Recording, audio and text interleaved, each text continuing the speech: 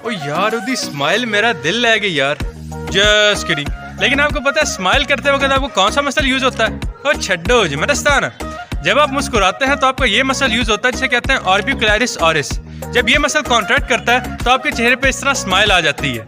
ते सियाने कहते ने अपने इस निक्के जे मसल नूं ज्यादा तो ज्यादा इस्तेमाल किया करो, क्योंकि तुहाडी निक्की जी स्माइल वेख के सामने वाले दा दिल खुश हो जाता है।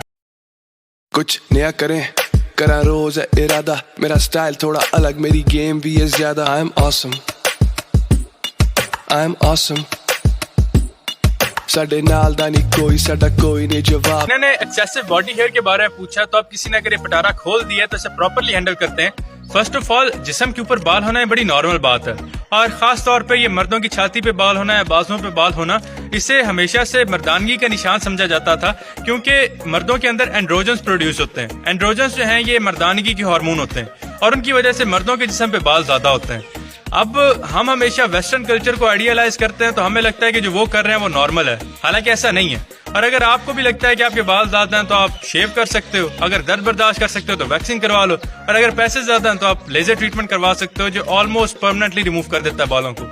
अब यहाँ पे पेरेंट्स का रोल आता है कि पेरेंट्स को अपने बच्चों की ओरिएंटेशन करनी चाहिए, उन्हें बताना चाहिए कि ये जो चेंजेस उनके बॉडीज में आ रहे हैं ये नॉर्मल है, ताकि बड़े होकर उनके बच्चे एहसास कमतरी का शिकार ना हो अपने जिस्मों को लेके। ओए खून, ओ मन संभालो, कोई मन चक्कर आंडे ने। जस्ट किडिंग, ये केचप है। लेकिन आपको पता है कि जब आप खून देखते हो तो आप बेहोश क्यों होते हो? और छड्डो जी मदस्ताना। जब आप खून देखते हो तो आपका पैरासिम्पैथेटिक सिस्टम एक्टिवेट होता है, जिसकी वजह से आपके दिल का हार्ट रेट जो है वो बहुत कम हो जाता है, और जो खून आपके दिमाग को जा रहा होता है वो भी कम हो जाता है। इसकी वजह से आप वक्ती तौर पे बिल्कुल बेहोश होकर नीचे गिर जाते हो और उसके बाद आप बिल्कुल ठीक हो जाते हो। इसे वेसोवेगल सिंकोपी कहते हैं। ये तब होता है जब आप खून वगैरह देखो या काफी देर तक आप बिल्कुल सीधे खड़े रहो या आपको कोई स्ट्रेसफुल न्यूज मिले, और अक्सर ये सिर्फ आपकी ड्रामेबाजी भी होती है। इसलिए तो सियाने कहते हैं आजकल दे पप्पू बच्चे बड़े ड्रामेबाज हो गए ने। और मुझे मैसेज है, will you be my Valentine? Just kidding, मैंने दूसरे फोन से अपने आप को मैसेज किया है। लेकिन आपको पता है प्यार क्या होता है? और छड्डो जी मदस्ताना। प्यार सिर्फ हार्मोनल इम्बैलेंस की एक स्टेट है। जब एक इंसान को दूसरा इंसान पसंद आता है तो उसके दिमाग में मुख्तलिफ हार्मोन रिलीज होते हैं, जैसे एंडोर्फिन्स, डोपामीन और ऑक्सीटोसिन। ऑक्सीटोसिन मर्दों और औरतों दोनों में रिलीज होता है, लेकिन मर्दों में इसकी क्वांटिटी बहुत कम होती है और ये आपके दिमाग में पिट्यूटरी ग्लैंड से रिलीज होता है। इसके अलावा अगर आप चॉकलेट खाओ तो फिर भी आपके दिमाग से एंडोर्फिन रिलीज होते हैं। इसीलिए तो सियाने कहते हैं बच्ची पछाण तो बेहतर है किसी चॉकलेट के डब्बे नाल यारी ला लो, खुश रहो। Just kidding.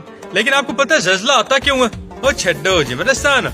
जज्ले की शुरुआत आमतौर पे ऐसी जगह पे होती है जहाँ पे फॉल्ट लाइन मौजूद होती है। फॉल्ट लाइन हमेशा जज्ले का एपिसेंटर होती है, यानी वो जगह जहाँ से जज्ले की शुरुआत होती है। यहाँ पे टेक्टोनिक प्लेट्स होती हैं। जब टेक्टोनिक प्लेट्स के दरमियान शिफ्टिंग होती है तो उसकी वजह से एक साइज्मिक वेव जनरेट होती है, और जब ये वेव आगे चलती जाती है तो उसकी वजह से जमीन हिलती जाती है और हम उसे जल्जला कहते हैं। जल्जले के अंदर जो तबाही होती है वो इस वजह से होती है क्योंकि जब जल्जले की फ्रीक्वेंसी एक बिल्डिंग की नेचुरल फ्रीक्वेंसी के साथ मैच करती है तो रेजोनेंस होती है, और उसकी वजह से पूरी पूरी बिल्डिंगें मलबूस हो जाती हैं। और ये जो बिल्डिंगें, जो जल्जला प्रूफ बिल्डिंगें होती हैं, उनके अंदर यही सलाहियत होती है कि जब जल्जला आता है तो वो हल्का सा स्वे करती हैं। इसकी वजह से उनकी नेचुरल फ्रीक्वेंसी जल्जले की फ्रीक्वेंसी के साथ मैच ही नहीं करती और वो गिरती नहीं है।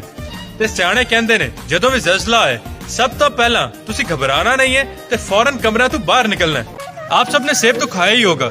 अगर आप अपने सेब को इस तरह आधा खाया छोड़ दें तो आपको पता है उसका रंग ब्राउन क्यों होता है? और छड्डो जी मदस्ताना। सेब के अंदर एंजाइम होते हैं जिन्हें ऑक्सीडेज कहते हैं। इसके अलावा इसमें फिनॉल्स और आयरन होते हैं। जब ऑक्सीजन अवेलेबल होती है तो ऑक्सीडेज एंजाइम एक्टिव होते हैं जो फिनॉल्स की ऑक्सीडेशन करते हैं, और उसकी वजह से आयरन की भी ऑक्सीडेशन होती है। ये ऑक्सीडाइज्ड आयरन जो है ये मेलानिन फॉर्मेशन के अंदर यूज होता है, और मेलानिन जो है वो इस सेब को ब्राउन रंगत देता है। और ये मेलानिन वही कंपाउंड है जो हमारी जल्द में भी मौजूद होता है और ये हमारी जल्द को भी रंगत देता है। और अगर आप चाहते हैं कि आपके सेब की रंगत खराब ना हो तो उसके दो तरीके हैं। पहला तो यह है कि आप सेब को किसी पानी वाली चीज में रख दें और बीच में 2-3 नींबू के कतरे डाल दें, और दूसरा है कि अपने सेब को पूरा खा लें। इसलिए तो सियाने कहते हैं खान वाली शै नूं हिक्की टाइम में पूरा खा लिया करो, वखरे नखरे ना कीते करो। ओए बच्ची, जस्ट किडिंग, असली बच्ची उधर खड़ी है। लेकिन आपको पता है ठरक क्या होती है? ओ छड्डो जी मदस्ताना। ठरक एक नॉर्मल इमोशन है जो ऑपोजिट जेंडर के लोग एक दूसरे के लिए फील करते हैं। एक लड़का एक लड़की के लिए फील करता है और एक मर्द एक औरत के लिए फील करता है। और पूरी इंडस्ट्रीज हैं जो सिर्फ इस ठरक के कॉन्सेप्ट के ऊपर बेस्ड है। आपका पूरा सोशल मीडिया, आपकी advertisement industry, film industry, drama industry, यहाँ तक कि कस्टमर केयर वाले भी लड़कियों की आवाज को प्रेफर करते हैं। इसलिए जब आपकी कॉल ना मिले तो वो आती है ना, आपका मिलाया हुआ नंबर इस वक्त लाइन पे मौजूद नहीं। इसके अलावा ठहरक होना कोई बुरी बात नहीं है, लेकिन ठहरक को पूरा करने के लिए जो हरबे इस्तेमाल किए जाते हैं उसकी वजह से ठहरक भी बदनाम होती है। इसीलिए तो सियाने कहते हैं ठहरक बदनाम हुई डार्लिंग तेरे लिए। बीबीएल लड़का है, आपको पता है जब आप हैरान होते हो तो आपके माथे पे यूं लाइनें क्यों बनती हैं? और छड्डो जी मैं दस्ता ना, आपके माथे में एक मसल होता है, इसे कहते हैं ऑसिपिटो फ्रंटालिस। जब भी आप हैरान होते हो या अपने हेड को फिक्स पोजीशन में रख के ऊपर की तरफ देखते हो तो ये मसल कॉन्ट्रैक्ट करता है और आपके माथे पे यूं ट्रांसवर्स लाइंस बन जाती हैं। और जब से बीबीएल वाली न्यूज का पता चला है सारे ठरकियां इस मसल नु वखरा वक्त पे आया है। आपको पता है इंसान की आंख फड़कती क्यों है? ओ छड्डो जी मेरा ना, नॉर्मली आंख फड़कना कोई बड़ी बात नहीं होती। ये तब होता है जब आपकी नर्व्स एबनॉर्मली सिग्नल फायर कर देती हैं, जिसकी वजह से आपकी आंख के पर्दे यानी आईलिड्स की मूवमेंट शुरू हो जाती है, जिसे हम आंख फड़कना कहते हैं। आमतौर पे तब होता है जब इंसान के ऊपर बहुत ज्यादा स्ट्रेस हो या जब इंसान प्रॉपर्ली सोया ना हो। इसके अलावा जो लोग कॉफी या चाय का इस्तेमाल बहुत ज्यादा करते हैं उनकी आंखें भी अक्सर फड़कती रहती हैं। इसके अलावा एक बहुत ही रेयर और सीरियस मेडिकल कंडीशन है जिसमें इंसान की आंखें हफ्तों तक फड़कती रहती हैं, उसे ब्लेफरोस्पाज्म कहते हैं, लेकिन उसके बारे में आपको टेंशन लेने की जरूरत नहीं है। इसके अलावा सियाने कहंदे ने अख फड़कना चंगी किस्मत की निशानी होंदी है।